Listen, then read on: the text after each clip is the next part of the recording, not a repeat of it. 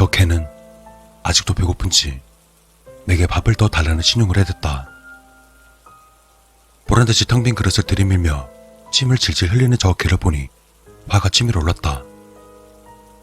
할 수만 있다면 난 저놈의 개털을 몽땅 뜯어버리고 싶었다. 개 돼지 새끼. 내 속마음을 알아들었는지 번들거리는 이빨을 드러내며 노골적으로 자신의 화를 드러냈다. 그건 보통 개와는 다른 행동이었다. 먹이를 주지 않으면 나를 씹어버릴 것 같은 눈빛에 등골이 오싹했다. 결국 녀석과의 눈싸움에 져버린 나는 하는 수 없이 먹다 남은 된장찌개와 찬밥을 말아 녀석의 앞에 가져다 바쳤다. 그러자 녀석은 머리를 쳐박고는 그릇까지 씹어먹을 기세로 먹어댔다. 개같이 더럽게 잘 도쳐먹는다. 먹는 모습마저 역겨운 개를 보니 구역질이 나올 것 같았다. 저 개도 나의 토악질 소리에 놀랐는지 개밥을 먹다 말고 동그란 눈으로 나를 멀뚱히 쳐다봤다. 녀석의 새까만 눈동자를 보자 토가 급히 쏠려 화장실로 달려갔다. 머리가 어지럽고 속이 메스꺼웠다. 변기통을 부여잡고 저녁으로 먹은 것들을 쏟아냈다. 밥 먹은 지 얼마 안 된 상태라 그런지 먹었던 음식들의 모양새가 적나라하게 드러났다. 그것들을 보자 더욱 속이 메스꺼웠다. 순간 저 개가 이상한 낌새를 눈치챘는지 개줄을 질질 끌며 슬며시 다가왔다. 난 힘을 내서 녀석의 목에 걸려있는 개줄을 잡아내었다. 그 개목걸이에 달려있는 명찰에는 이렇게 적혀 있었다. 은혜랑 민기 거. 씨발 새끼. 민기라는 이름을 보자 절로 욕이 나왔다. 욕이 나올 수밖에 없는 이유는 민기 이 새끼가 바로 이 개를 내게 맡겼기 때문이다. 아무리 남자친구지만 이런 개를 선물로 주다니. 사실 선물 받았다는 표현보다는 억지로 떠넘겨줬다는 표현이 맞는지도 모르겠다. 어쨌든 이런 개 같은 개를 준 걸 보면 민기 이놈은 정말 여자의 마음을 모르는 것 같다. 더러운 개새끼. 만난다면 어떻게든 죽여주고 싶지만 어디로 갔는지 모르니 죽일 수도 없다. 개를 맡기고 얼마 안 있다가 호련이 자체를 감췄으니 찾아낼 방법이 없었다.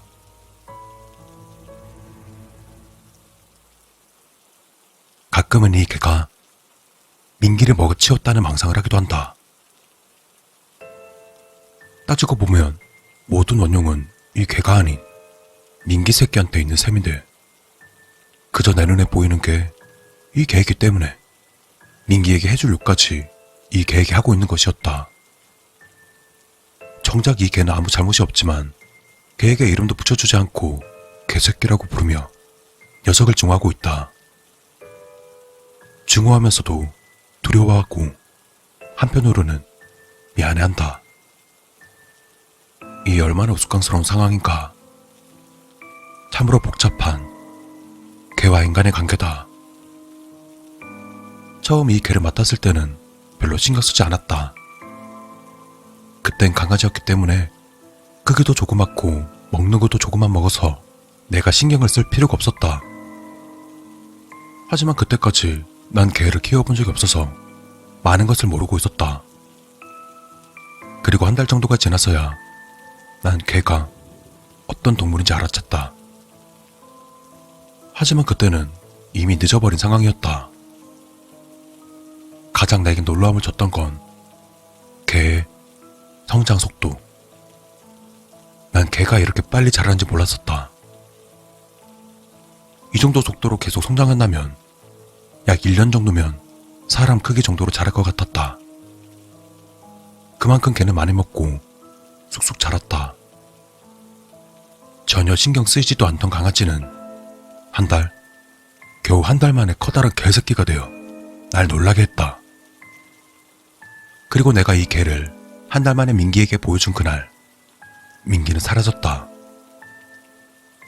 이 개의 먹성을 봤을 땐 정말로 민기를 먹어치웠을 수도 있다. 내가 느끼기에도 이놈은 괴라기보다는 괴물에 가깝다.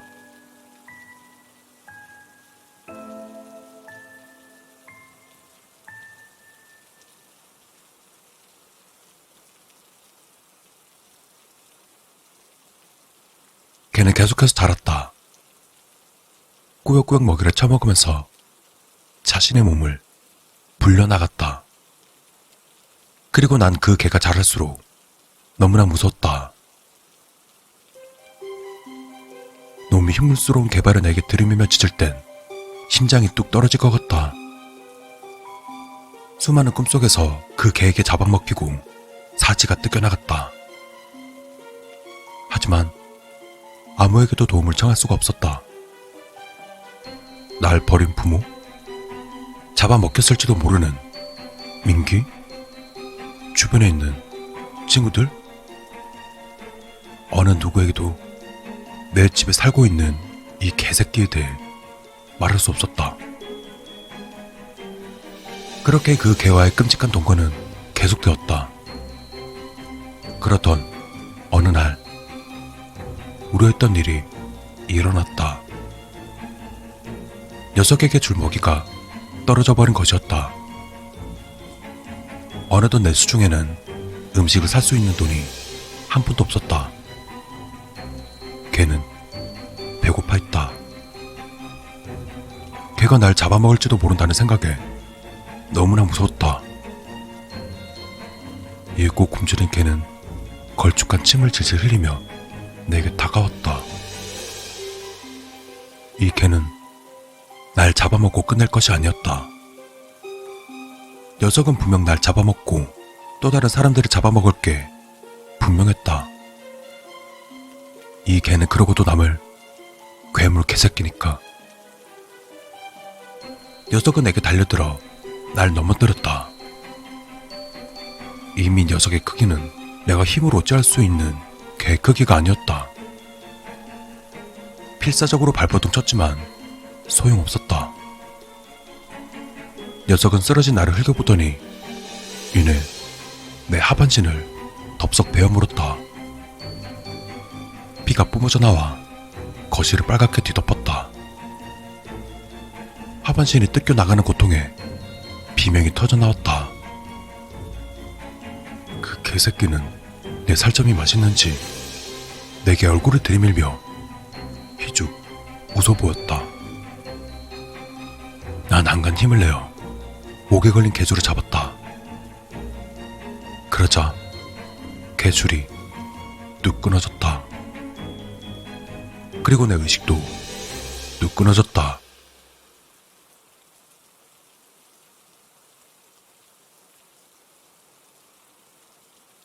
처음 신고하셨다고요? 남자는 은혜의 옆집에 사는 아주머니에게 물었다. 네.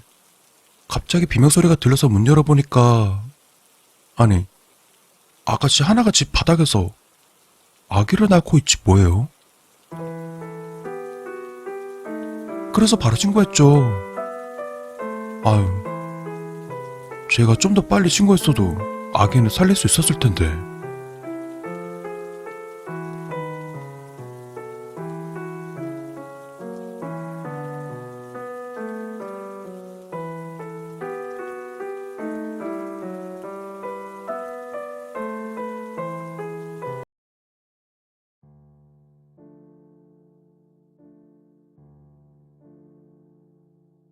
사실 그래. 처음부터 그랬던 건 아닌데 이제 철이 들고 생각이 깊어지니까 까다로워졌다고 해야 할까? 기준이 엄격해졌다고 해야 할까? 좀 내적으로 철저해지려 하다 보니까 그럭저럭 잘 지내던 사람도 새삼 싫어하게 된 거지. 진짜 별로인 애가 하나 있는데 왜 있잖아. 좀 성향 자체가 안 좋은 그런 애. 예의도 없고 늘 사람 기분 상하게 하는 사람. 뭐 그냥 무시하면 된다 라고들 하는데 예전이라면 모를까 지금은 그렇게 가만히 놔두지는 못하겠는 거지. 그냥 이런 인간이 존재한다는 것 자체가 막 혐오스럽고 못 견디겠다 이거야. 그래서 굳이 죽으려 하는 거고. 뭐 예를 들면, 그러니까 이건 좀 사소한 걸 수도 있는데, 고등학교 때지 아마? 그때는 얘가 좀 만만하다고 해야 하나? 착하긴 한 것 같은데 뭔가 좀 맹한 그런 거 있잖아. 보통이라면 크게 몰아지는 않은 앤데 얘가 좀 이상했던 게 뭔가 관심을 엄청 바라는 느낌? 막 반 애들이 자기한테 말 걸어줬으면 좋겠고 또 막 찾아주길 바라고 그런 거에 강적으로 집착하는 거지. 먹을 거 잔뜩 사와서 애들 나눠주면서 관심 끌고 어디서 좋은 거 구해와서 애들한테 자랑하고 그런 거에 희열을 느끼다 보니까 이제 돈이 부족할 거 아니야. 그렇잖아. 완전히 미친 거지. 아니면 그냥 관심병 종자라 그런 건지. 용돈만으로는 감당이 안 되니까 애들 지갑에 손을 대는 거야, 스키가. 나름대로 안 들키겠다고 이 친구 지갑에서 10,000원, 또 다른 친구 지갑에서 5,000원. 그런데 그런다고 안 들키겠어? 다 들키지. 그러다 순식간에 딱 걸려서 완전 쓰레기 취급 받았지. 웃기잖아. 별거 아니라고 생각할 수는 있는데 돌이켜보니까 난 이제 용서를 못하겠는 거야. 어떻게든 벌을 줘야겠는 거지. 아무리 그래도 이건 좀 너무 사소했나? 그래. 뭐 이거는 좀 순한 맛이었고 매콤한 이야기도 있어. 그러니까 이거는 이해가 될지는 모르겠는데 그 대학생 때 어떤 여자애 한 명이랑 친하게 지내고 있고 또 이 여자한테 관심이 있는데 정작 여자는 얘한테 관심이 없는 거야. 썸으로 발전 가능성이 하나도 없는 남사친. 아예 남자를 안 보는 거지. 둘이 만나서 밥도 먹고 놀러도 가고 천하로 수다는 다 떠는데 발전은 안 하고 그냥 친구에만 딱 고정된 거.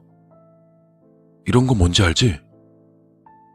이게 뭐냐면 그러니까 감정 쓰레기통 역할? 이제 만만한 애 잡아다가 그냥 자기 하소연하는데 쓰는 거거든. 일단 무조건적으로 내 편 들어주고 이야기 들어주고 하니까 좋잖아. 딱 쓰레기통 역할. 근데 웃긴 건 걔도 본인이 대충 자기 위치를 알아. 근데 그걸로도 만족스러운 거야. 어차피 애인이 되는 건 꿈같은 일이니 그냥 이대로 충분하다. 그렇게 내적 만족을 하는 거지. 문제는 그런 여자들 특징이 자기 행복하고 좋을 때는 또 안 찾아요. 봐. 애인을 새로 사귀었다. 혹은 친구들이랑 잘 지내고 있다. 그럼 한참 동안 연락이 안 되었다가 애인이랑 싸우고 친구들이랑 트러블 나고 마음 화하고 기댈 데 없을 때, 그러니까 본인한테 안 좋은 일이 있을 때 연락한단 말이지. 행복할 때는 없고 불행하고 우울할 때만 찾는 거야. 그러니까 보통 제정신인 사람이면 나는 얘한테 겨우 이 정도구나. 이런 일방적인 관계는 끊어야겠구나. 이렇게 생각해야 되잖아. 근데 얘는 사고방식이 완전 이상해서 혼자서 미친 결론을 낸 거야. 얘는 행복하면 나를 안 찾으니까 얘는 불행해져야겠구나. 그래서 걔 인간관계가 문제 생기길 바라면서 막 은근히 수작질하는 거야.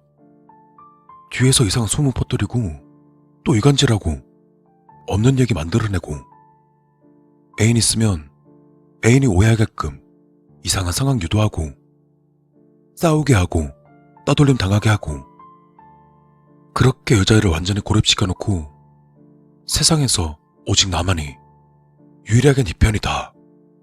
이런 식으로 미친 상황을 만들어버린 거지. 뭐 그게 통했는지 한동안은 나를 만족하면서 사는가 싶더만 얼마 안 가서 들켜버렸어. 당연히 그야말로 쓰레기 중에 쓰레기가 돼버렸지. 근데 이놈은 반성이 없어. 그냥 오해가 좀 있었다? 난 아무 잘못 없다. 이러면서. 어때? 진짜 나쁜 놈 아니야? 이 정도면 나쁜 새끼니까 죽여도 되잖아. 어? 살아있을 자격도 없는 놈 아니야? 뭐 좋아. 또 다른 얘기가 있거든.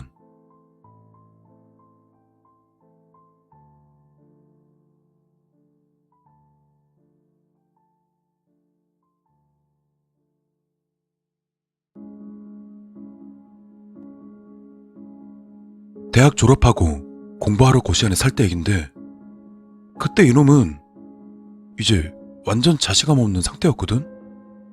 무슨 얘기냐면, 일단 부모님 눈치도 보이고 또 마냥 놀 수만은 없으니까 공무원 시험 준비한답시고 용돈 탔으면서 고시안에 왔단 말이지.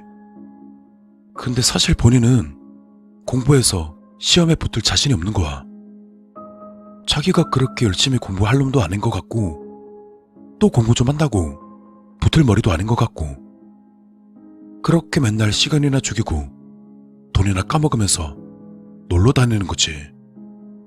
PC방이고 만화방이고 돌아다니면서.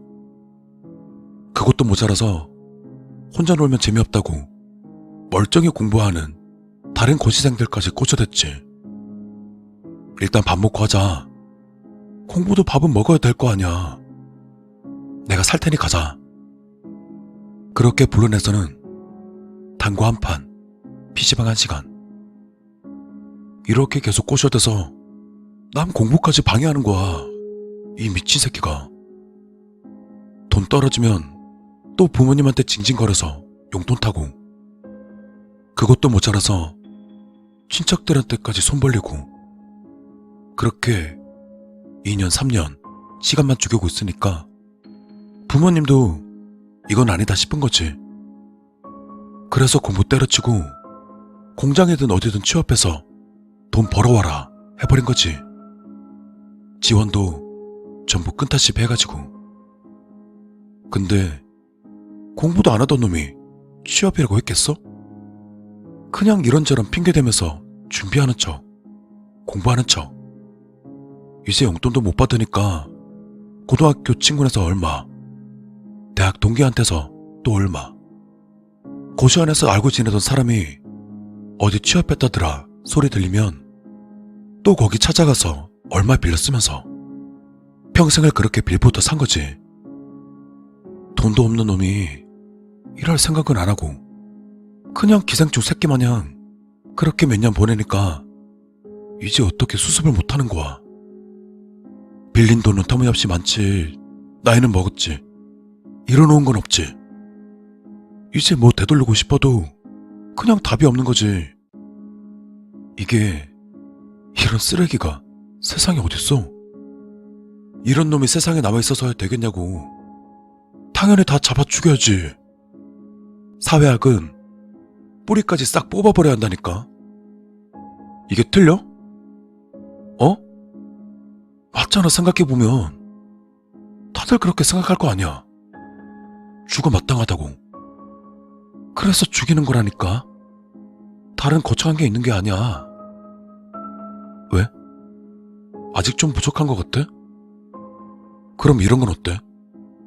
돈 없고 능력 없는 주제에 여자는 욕심이 나는지 틈만 나면 연애할 궁리나 하고, 머리도 나쁜 게 힘든 건 안 하려고 버티고 있으니 만년 백수신세고, 부모님께 전화해서 한다는 말이라곤 돈 좀 보내달라는 소리밖에 없는 데다 매번 말만 그럴싸하게 하면서 정작 하는 것 없이 시간이나 축내는 거지. 대책은 없으면서 이런저런 병만만 늘어놓지. 이런 개쓰레기 새끼가 살아서 뭐해? 이런 병신 같은 새끼가 뭘 잘났다고 살아있냐고. 민폐만 끼치고 도움은 안 되는 쓰레기 같은 새끼! 지 잘못도 모르고 평생 핑계만 대는 나고자 새끼! 노력도 안 하고 의지도 없는 버러지 같은 새끼! 당장 쳐 죽어도 울어줄 사람 하나 없는 실패자 새끼! 어? 그런 인간이 살아서 뭐해? 죽어야지. 대가리 빈 새끼 마냥 평생을 그따위로 병신같이 살았으면 뒤에 늦게라도 잘못을 알아챘으면 양심상 조용히 뒤지는 게 맞잖아. 그냥 혀를 깨물고라도 뒤져야지. 근데 왜? 왜? 뭐 때문에 못하고 있는 건데? 왜? 왜 죽지도 못하고 벌벌 떨면서 혼자 주저리 헛소리를 하는 건데? 그냥 뛰어내리면 돼. 그래. 이제라도 철 들었고 정신 차렸으니까 벌 받자. 이제 와서는 도저히 수습이 안 되니까 그냥 다음을 기약하자. 다 싫잖아. 내가 용서가 안 되잖아. 당장 내일도 버틸 자신이 없잖아. 어? 지금까지 한 번도 내 힘으로 뭘 한 적 없으니까 이번 한 번만, 딱 한 발자국만 앞으로 가보자. 딱 한 발자국만.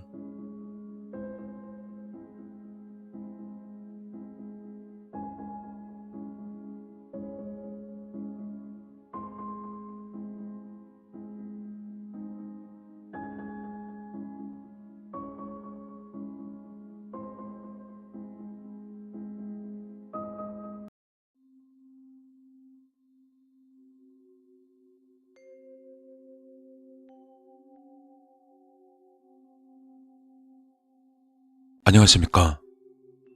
저는 지방에서 고등학교로 다니는 평범한 고등학생입니다. 오늘 정말 무서운 일을 당할 뻔했습니다. 아직도 손에 떨림이 멈추질 않습니다.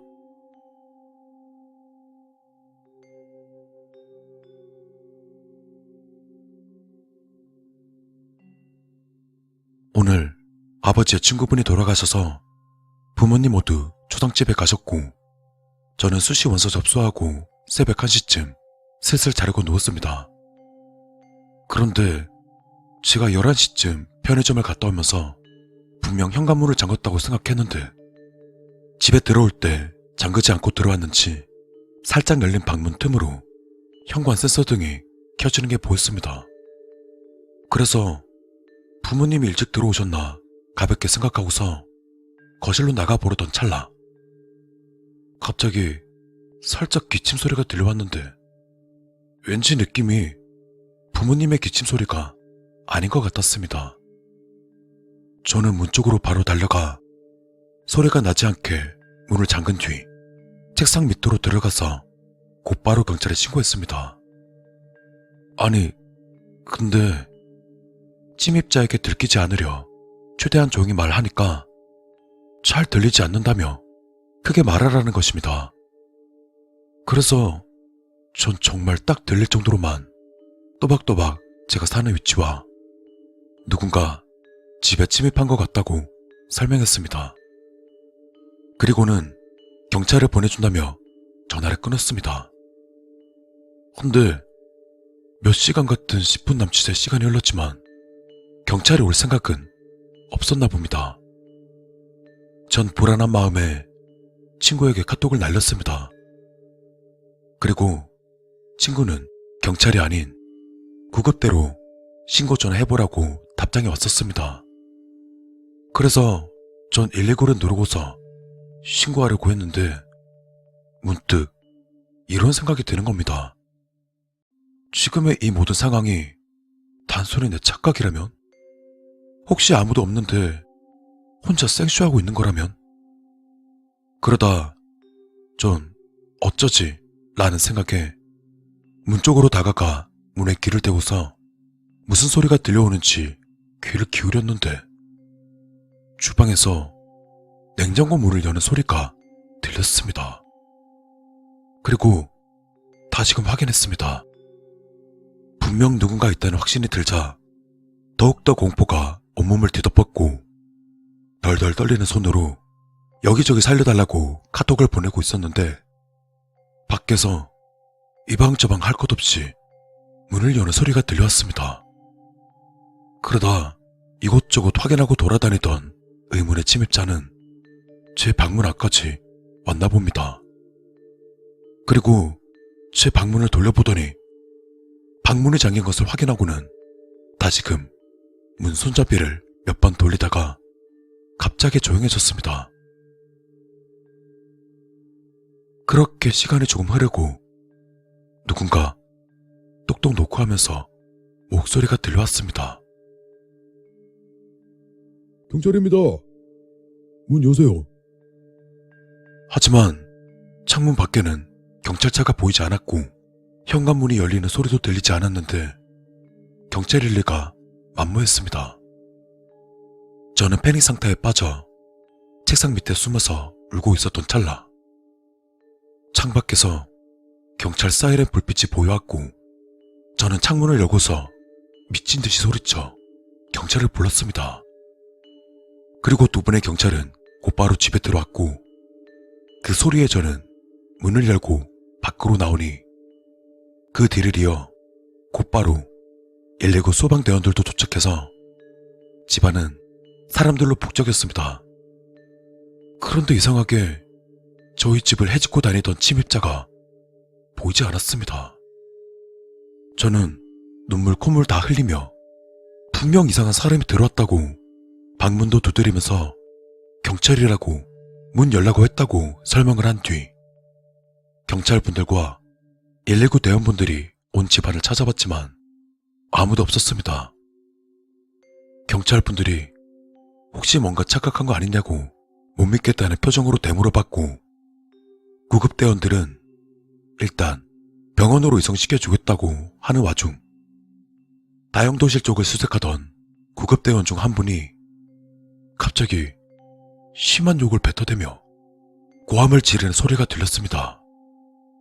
그 소리에 달려가 보니 침입자는 세탁기 안에 숨어 있었습니다.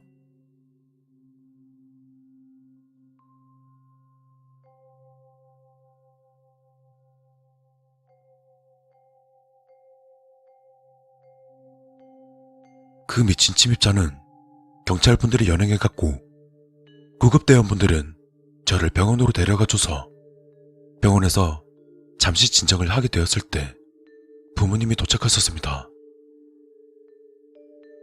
여러분, 항상 문단속 잘 하시고 도어록이 제대로 잠겼는지 한 번 더 확인하시길 바랍니다. 그리고 당분간 저는 세탁기 뚜껑을 열지 못할 것 같습니다.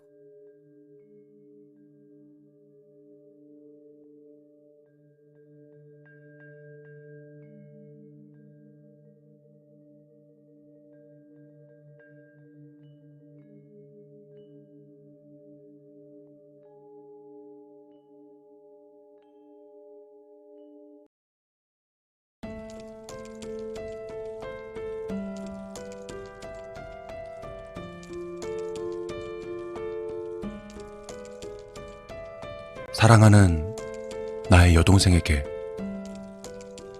너에게 편지를 쓰려 마음먹고 나서야 이 편지가 너에게 주는 첫 번째 편지란 걸 알게 되었구나. 평생을 단칸방에 같이 살았기 때문인지 그저 편지라는 감성적인 것을 생각지 못할 만큼 내가 삶에 찌들어서였는지는 모르지만 그저 지금은 처음으로 보내는 이 편지를 네가 기쁘게 받아줬으면 한다. 너에게 꼭 하고 싶은 말이 있어 쓰게 된 편지지만 어떻게 이야기를 꺼내야 할지 막막함이 느껴지구나. 그러니 그냥 처음부터 떠오르는 대로 하나하나 이야기를 해보려 한다.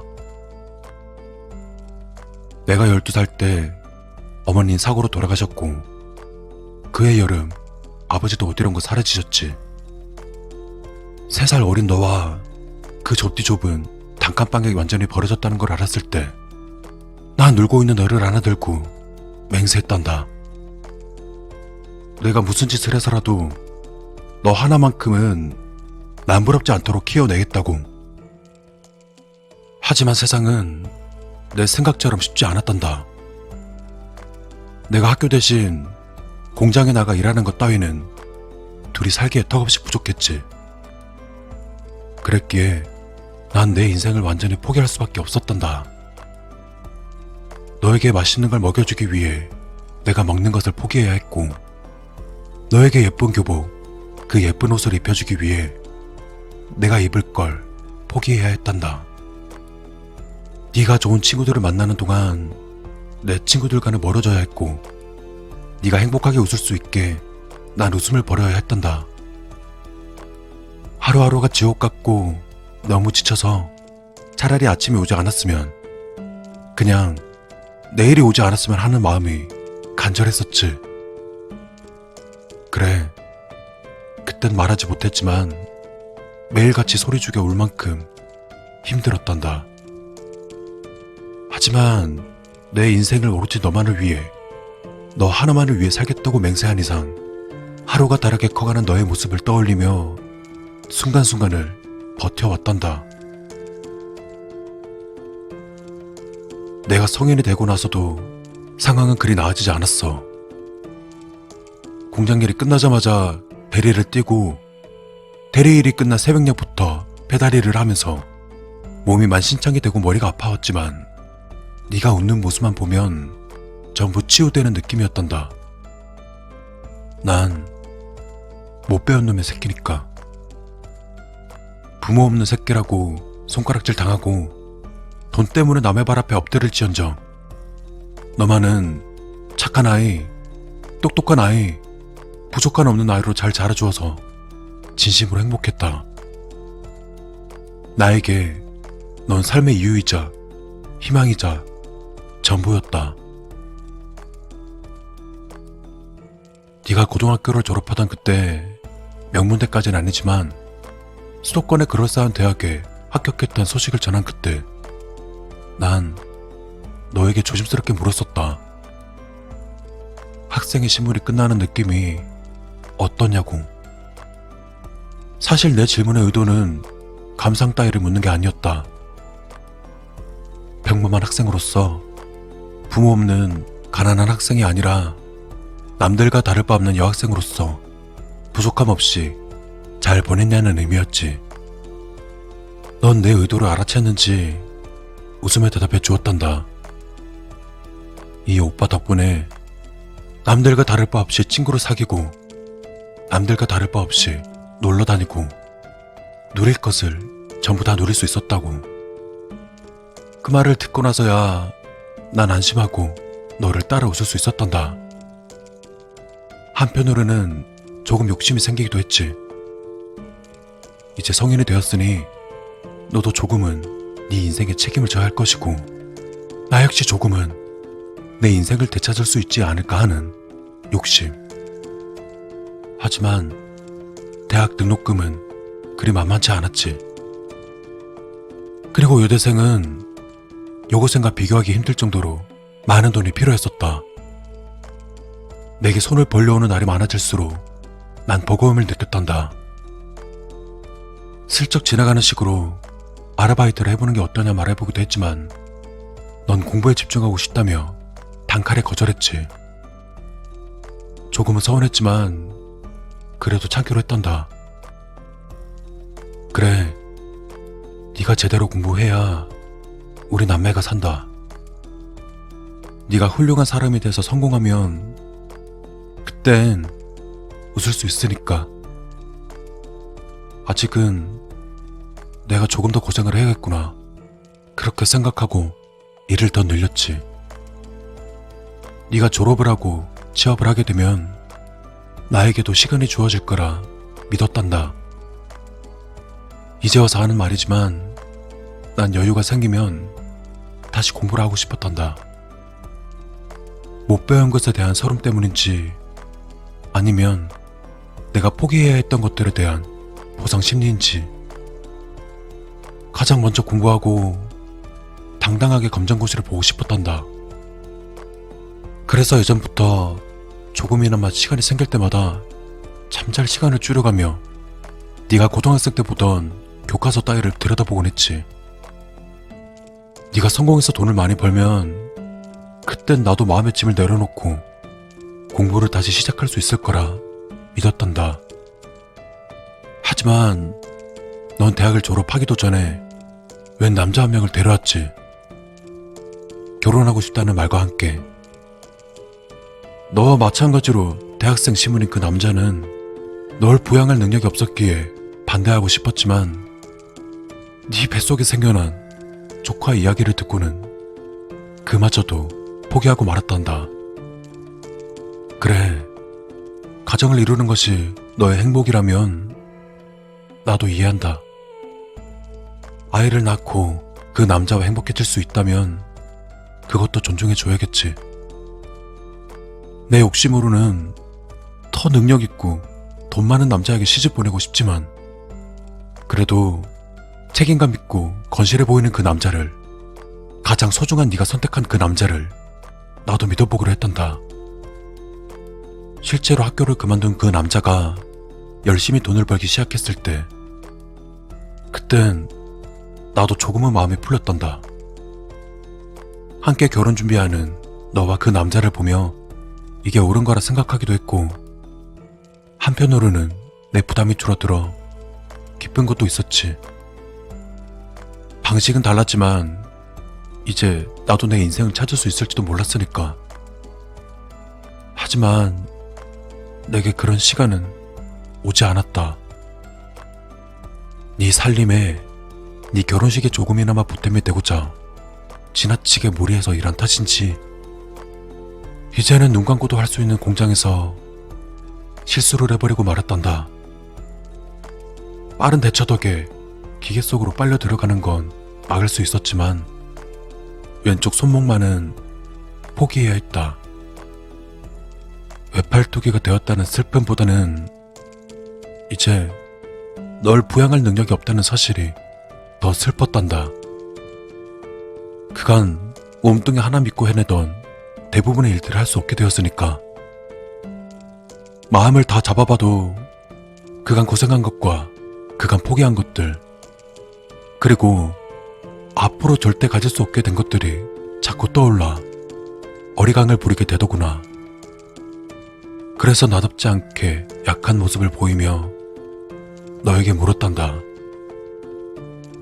이제 네가 날 돌봐줄 수 있겠냐고. 넌 한동안 말이 없다가 뒤늦게 어색한 미소를 지으며 천천히 고개를 끄덕였지. 하지만 난 알 수 있었단다. 네 표정, 그리고 망설이는 동안 스쳐간 입술의 떨림으로 모두 알 수 있었단다. 그래, 네 행복이 망가지는 걸 원치 않았겠지. 이제 힘들었던 단칸방 생활을 청산하고 사랑하는 남자와 결혼해서 행복한 신혼생활을 즐길 생각에 들떠 있었는데 웬 외팔이 짐덩어리가 딱 달라붙는 게 너에겐 탐탁지 않았겠지. 난 널 이해한다. 그간 너도 마음고생 많이 했고 이제 제대로 된 행복을 가지게 되었음에도 그 모든 것을 방해하는 나에게 결국은 고개를 끄덕여 주었으니까. 하지만 이해한다고 해서 상처가 되지 않는 것은 아니었단다. 내 전부를 바쳐 키워낸 네가 나를 짐짝 같은 걸 따위로 취급해도 될까? 오로지 포기하기만 했던 내가 이것마저 포기해야 할까?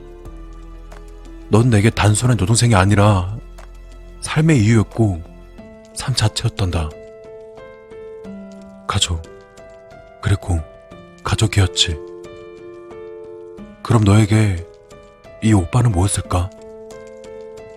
그냥 돈 벌어다 주는 사람? 인생을 순탄하게 만들어주는 사람? 그냥 일방적으로 받기만 해도 되는 사람?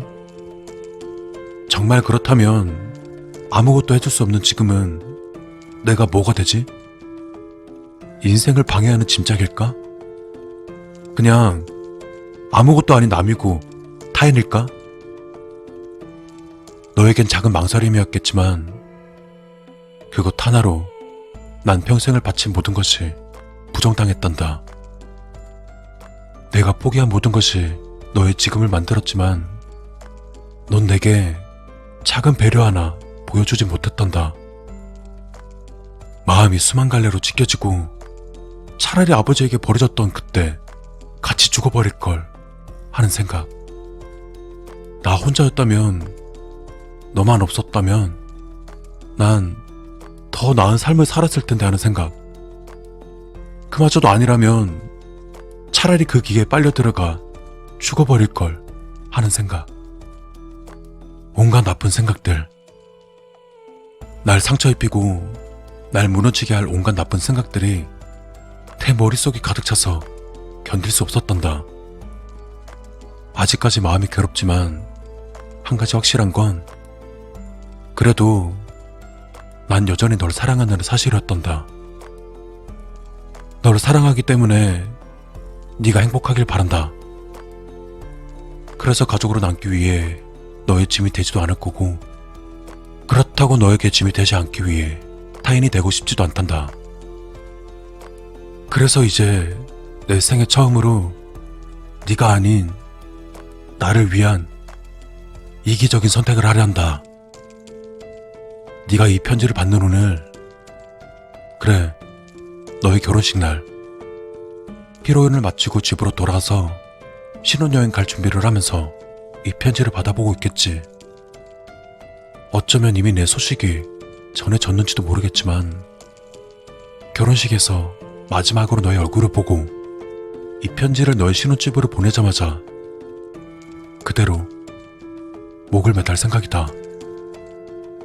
내가 죽으면 더 이상 너에게 짐이 되지도 않고 가족으로 남을 수 있겠지. 왜 굳이 오늘이라는 질문엔 잊혀지지 않기 위해서 라고 말해주고 싶다. 죽어서 잊혀진다면 그것이야말로 내가 가장 두려워하는 타인이 돼버리는 것이니까. 단순히 내 기일이라면 네가 기억하지 못할지도 모르지만 네가 가장 행복한 날임이 분명한 결혼기념일에 내가 죽는다면 잊고 싶어도 잊을 수 없겠지. 그렇게라도 네가 날 기억해 주었으면 한다. 더불어 행복해야 할 날의 내 죽음이 너에게 우울함을 가져다 줄 테니 그간 괴롭고 서운했던 내겐 소심하고도 처절한 복수가 되기도 한단다. 이기적인 선택이지만 이 역시 내 평생 그래왔던 것처럼 너를 위한 선택이기도 함을 이해해 주길 바란다. 사랑하는 내 동생아, 내 목까지 행복하길 바란다. 이건 일말의 거짓도 없는 진심이다.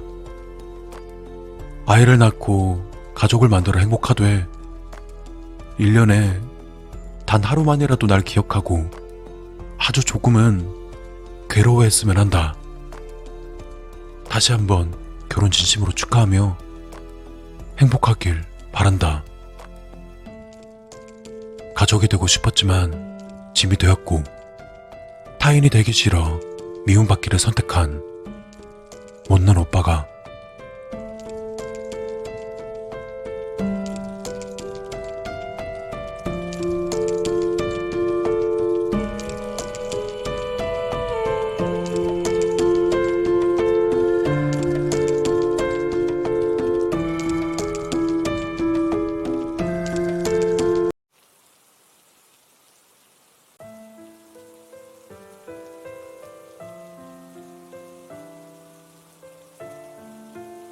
아침 6시. 사랑받길 갈구하는 여자의 고된 하루가 시작되었다. 알람이 울리기도 전 잠에서 깨서는 간신히 눈을 뜨고 휴대폰을 보았다. 그 사람에게 온 메시지도 부재중 전화도 없었다. 그 사실이 다행스러운지 실망스러운지 묻는다면 둘 다라고 할 수 있다.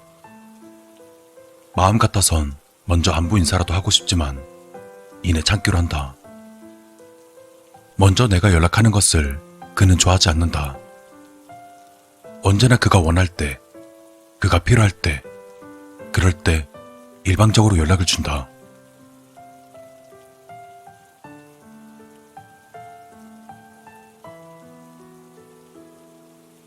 어제 지우지 못한 화장 때문에 눈이 따끔거리는 것을 느끼며 욕실로 향했다. 밤새 피부를 괴롭히던 화장을 말끔히 지워냈지만 개운함보다는 맨 얼굴을 드러냈다는 불안감이 찾아왔다. 수건으로 얼굴을 닦은 뒤 거울을 보지 않고 곧바로 화장대로 향했다. 맨 얼굴을 마주하는 게 내키지 않지만 이번만큼은 외면할 수 없다.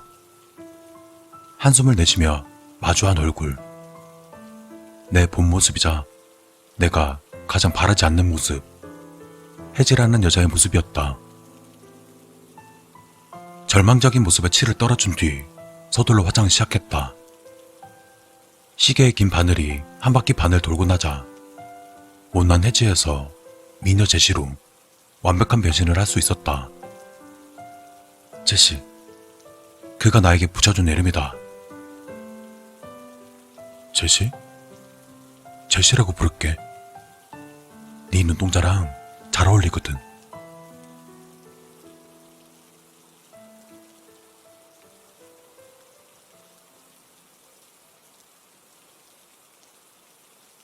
평범이하였던 내가 외모만 보는 그의 눈에 들 수 있었던 건 화장술 덕분이었다. 이러기 위해서 메이크업 아티스트가 된 건 아니지만 적어도 지금은 내 직업과 능력에 감사하고 있었다. 그렇다고 내가 화장이라는 가면 뒤에 숨어서 그를 속이고 있는 건 아니었다. 단 한 번 난 그에게 혜지로서 마주 선 적이 있었다. 그가 분위기 좋은 호텔로 날 데려간 그날, 화장조차 지우지 않고 제시로서 그에게 안긴 뒤 불안감을 가진 채 제시라는 가면을 벗고 맨 얼굴로 그의 앞에 섰다. 다행히 그는 충격을 받거나 날 미워하지 않았다. 뭐, 괜찮아. 하지만 난 혜지보다 제시를 더 사랑해. 그러니까 내 앞에선 언제나 제시로 있어줬으면 좋겠어. 이후로 난 완전하게 제시로 살기로 마음먹었다.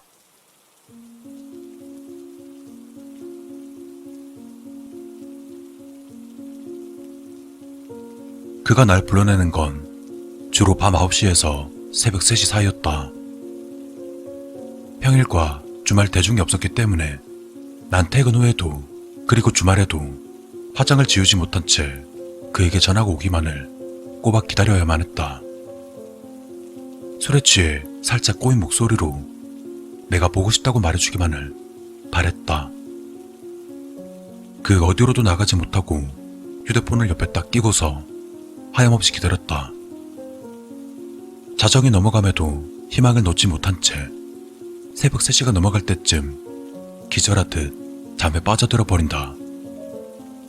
지우지 못한 화장을 눈물로 씻어내며 피부 트러블은 점점 심해지고 있었지만 이젠 더 신경 쓰지 않는다. 혜지가 조금 더 못나진다고 해서 달라질 건 없으니까. 내가 그의 애인이 아닌 사실은 모르는 게 아니었다. 또 그가 날 찾는 이유가 사랑이 아닌 욕정인 것 역시 잘 알고 있었다. 하지만 그럼에도 도저히 놓을 수 없었다. 그저 막연하게 삶에 지친 직장인들이 혹시나 하며 복권을 사는 것처럼 어쩌면 조금이라도 그가 날 사랑하게 되지 않을까 하는 옅은 기대감으로 그를 기다리고 있는 것이다.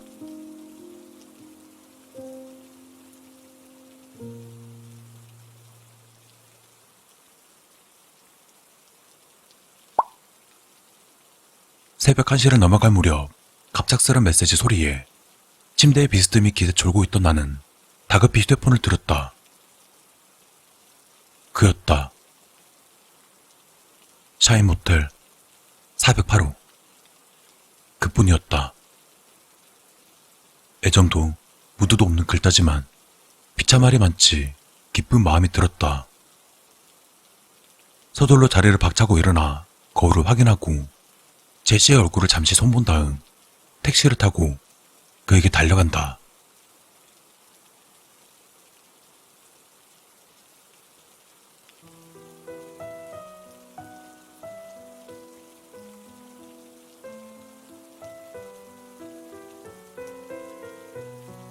날 마주한 그에게선 역시나 사랑을 느낄 수 없다.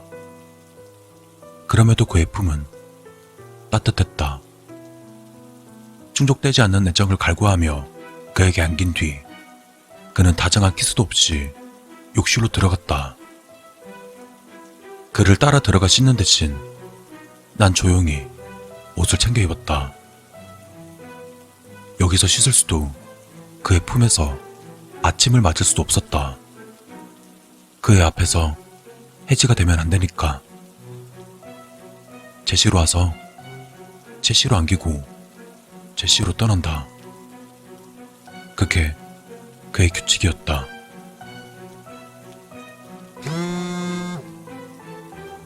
무심코 보게 된 그의 휴대폰 화면.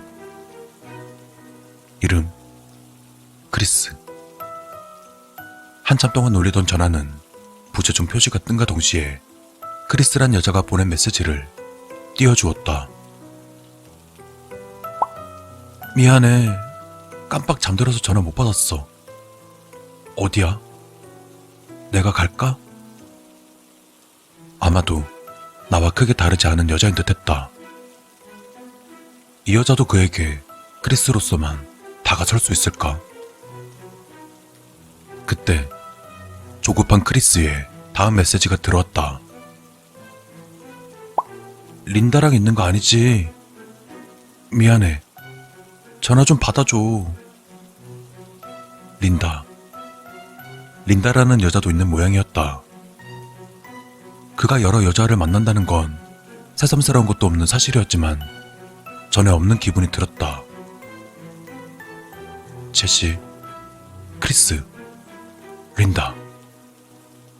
J, K, L. 내가 제시인 건 눈이 예뻐서가 아니다. 그저 그가 편의를 위해서 알파벳 순으로 이름을 매겼을 뿐. 샤워를 끝낸 그는 내겐 눈길조차 주지 않고는 그대로 침대에 누워서 잠에 빠져들었다. 난 말없이 불을 꺼주고는 밖으로 나와 택시를 잡았다.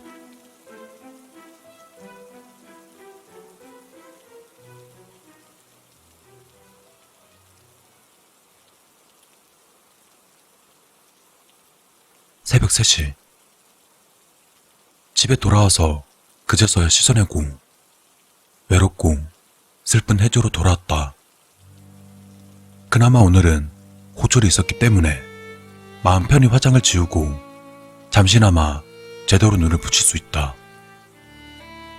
아침 6시면 다시 출근 준비를 해야 되니 딱 3시간 동안만. 이게 정말 내가 원하던 삶일까? 하루에도 수십 번씩 하던 질문을 다시금 던졌다. 하지만 너무나 서글프게도 이번 역시 이 질문이 날 변화시키지 못했다. 다시 아침이 오면 사랑받길 갈구하는 제시의, 아니 제이의, 아니 혜지의 고된 하루가 시작될 것이다. 이제 와서 그 3가지 이름 중 내가 뭘 더 원하는지는 알 수 없었다. 어쩌면 셋 다 원하지 않았는지도 모른다. 그래도 오늘만큼은 크리스나 린다보다, 그리고 어쩌면 존재할지 모르는 아이리스나 마틸다보다 제시가 더 행복했다는 터무니없는 위안을 삼을 뿐이었다.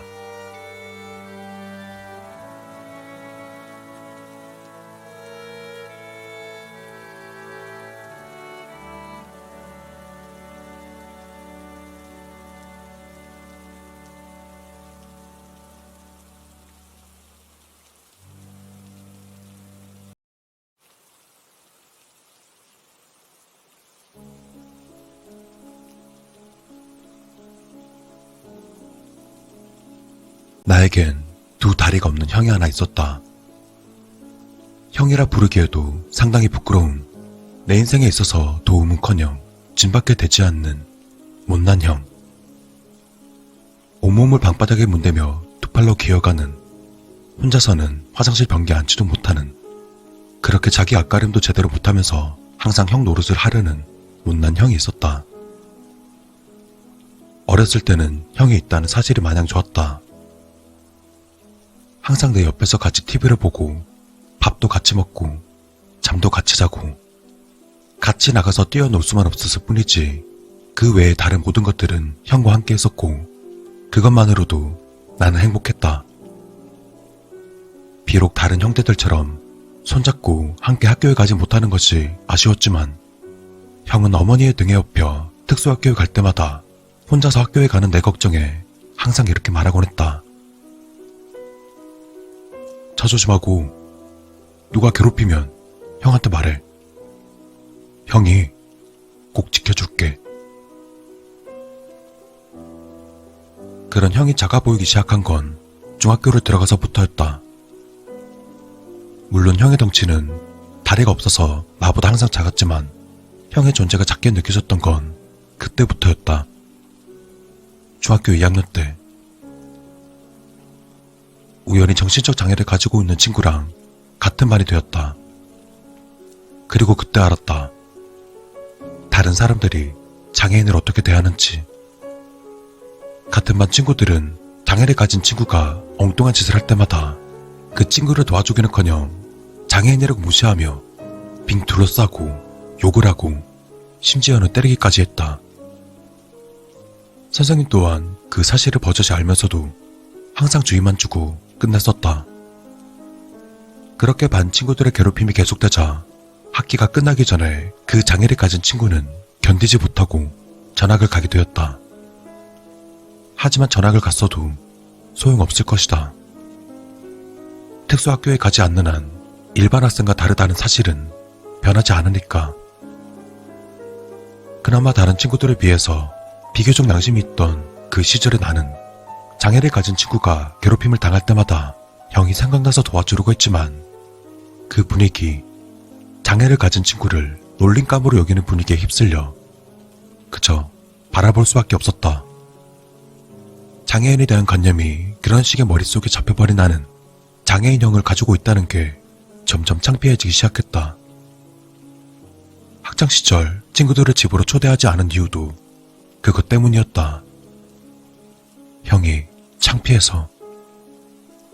하지만 형은 내 생각도 모르고 항상 친구들 좀 집으로 초대하라 그랬었다. 진수야, 너는 친구도 없냐? 집에 친구들 좀 데려와. 같이 놀게. 형이 그렇게 말할 때마다 난 친한 친구가 별로 없다고 둘러댔다. 아, 내가 아직 친한 친구가 없어. 그래? 너 혹시 왕따야? 그런 건 아니야. 누가 너 따돌리면 말해. 형이 꼭 지켜줄게. 형이 그럴 때마다 형이 조금씩 미워졌다. 모든 게 형 때문인데 내 마음도 모르고. 그렇게 시간이 흐르고 고등학교에 들어간 나는 본격적으로 형이 싫어졌다. 순전히 형의 장애 때문에 형이 싫어진 것은 아니었다. 사실 형을 증오하는 마음을 키운 것은 내게 많은 것을 요구하시는 부모님 탓이 컸었다. 내게는 시간이 필요했다. 나를 위한 나만의 시간이. 고등학교에 들어서면서부터 나만의 시간을 갖는 것이 절실했다. 하지만 언제나 부모님은 내게 형의 수발을 들라고 하시면서 강제로 나의 시간을 빼앗으셨다. 고작 지 몸뚱이 하나 제대로 못 가누는 저 병신 때문에 나는 빈번히 내 자신을 억누르고 참아야 했다. 한 번은 그런 내 모습이 안쓰러웠는지 형이 내게 말했다. 나가도 좋아. 나는 괜찮으니까 하고 싶은 거 하고 와. 엄마가 뭐라고 하면 형이 꼭 지켜줄게. 걱정 말고 다녀와. 왠지 선심을 쓰듯 말하는 형의 태도가 썩 마음에 들진 않았지만 한편으로는 고맙기도 했었다. 그렇게 난 형의 말을 믿고 밖으로 나갔다. 그리고 집으로 돌아온 나는 처음으로 아버지한테 싸대기를 맞았다. 아버지는 내게 실망을 하셨다며 나를 때리셨고, 어머니는 방바닥에 똥을 싸지른 형을 씻기느라 나는 신경 쓰지도 않으셨다. 지켜줘? 누가 누구를 지켜? 똥오줌도 못 가리는 병신 주제. 그날 저녁, 난 아버지에게 맞은 뺨을 눈물로 쓸어내리며 잠들었다. 그러다 한참을 자고 있는데 배 위로 누가 앉아있는 것 같은 답답함에 절로 눈이 떠졌다. 눈을 뜨자 내 배 위에 어떤 사람의 등짝이 보였다. 그 사람은 내 배 위에 눌러앉은 채 꼼짝도 하지 않았다. 난 답답해서 그 사람을 떨쳐내려고 했지만 그 사람은 미동도 하지 않았다. 그러다 한참 실랑이를 벌이던 중 그 사람은 뒤를 돌아봤다. 형이 웃고 있었다. 내 생애 가장 끔찍하고 더러운 악몽이었다. 그날 이후로 우리 집엔 휴대용 변기가 생겼고 난 그 변기를 닦고 처리하는 일을 도맡았다.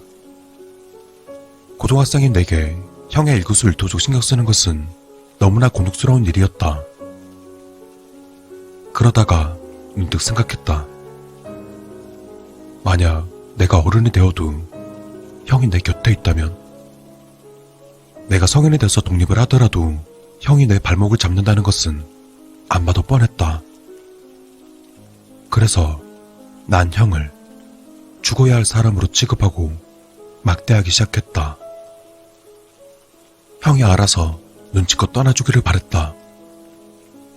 내가 형을 막대하는 태도에 어머니는 형이 불쌍하지 않냐고 하시지만 그것은 어머니께서 스스로를 옥매는 사슬이었다. 장애인 아들을 낳은 어머니의 죄책감이라는 끊어지지 않는 사슬. 사실 어머니는 불쌍한 여자다. 누구보다 형에게 얽매인 삶을 사셨으니. 망할 놈의 형. 너만 없으면 모두가 행복해질 텐데. 나는 오늘 계획을 세웠다. 그 망할 새끼를 패주기로. 어머니, 아버지 모두 일하러 나가신 오늘 난 형에게 슬며시 다가갔다. 형은 공부를 하는지 종이에 뭔가를 적고 있었다. 병신이 공부해서 뭐하게? 나는 형의 머리를 발로 툭툭 차며 말했다. 형은 아무런 대꾸도 하지 않았다. 일반 사람이랑은 말 섞기가 싫냐? 나는 발로 치는 강도를 높였다. 있는 힘껏 형의 얼굴을 발로 찼다. 형의 코가 옆으로 꺾이면서 시뻘건 코피가 쏟아졌다. 피를 쏟으며 아파하는 형의 모습에 난 아랑곳하지 않았다. 그냥 계속 형을 밟았다. 지난 17년 동안 억눌러 했던 분노를 폭력이라는 이름으로 마음껏 터뜨렸다. 그러다 얼마나 두드려 팼을까. 형의 얼굴은 이미 알아볼 수 없을 만큼 망가져 있었다. 피범벅이 된 얼굴에는 이미 생기가 보이지 않았다. 죽었나? 몰라. 될 대로 되라 그래, 씨발. 나는 집 밖으로 나왔다. 윗배가 아려오는 불쾌한 고통이 느껴졌다. 불쾌한 기분을 씻어내줄 시원한 바람이 필요했다. 나는 정처없이 돌아다녔다. 그러다 시간이 어느 정도 흐르고 난 집으로 돌아갔다. 집에 가까워지자 사이렌 소리가 들려왔다. 경찰인가? 몰라. 어쩌라고. 사이렌 소리 너머로 구급차에 실려가는 누군가가 보였다. 형. 몸이 터져서 알아볼 순 없지만 형이었다. 그때 옆에 있던 아주마누가 소리쳤다. 아이고 어쩌면 좋아. 민수가 자살을 했어. 자살을.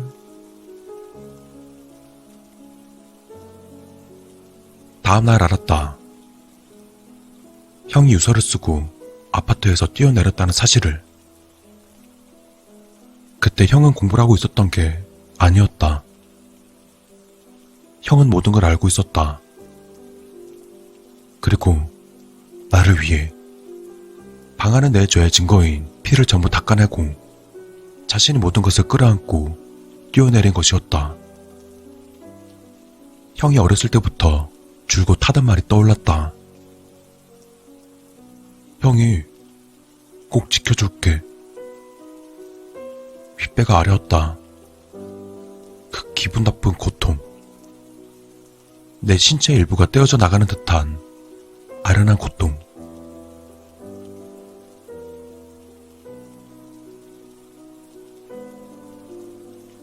장례식이 끝나고 며칠이 흘렀다. 어느 정도 충격에서 깨어나 회복을 하시던 어머니께서 내게 사진 한 장을 건네줬다. 형과 내가 아기 때 함께 찍은 사진이었다. 아니, 자세히 말하면 형과 내가 함께 붙어있는 사진이었다. 사진 속의 아기는 두 다리를 서로 공유한 채 상체만 따로 가지고 있었다. 서로 붙어있는 사진을 보고 당황한 나를 보며 어머니께서 말씀하셨다. 뒤에 있는 게 진수 너고 네 윗배에 붙어있는 게 네 형 민수야.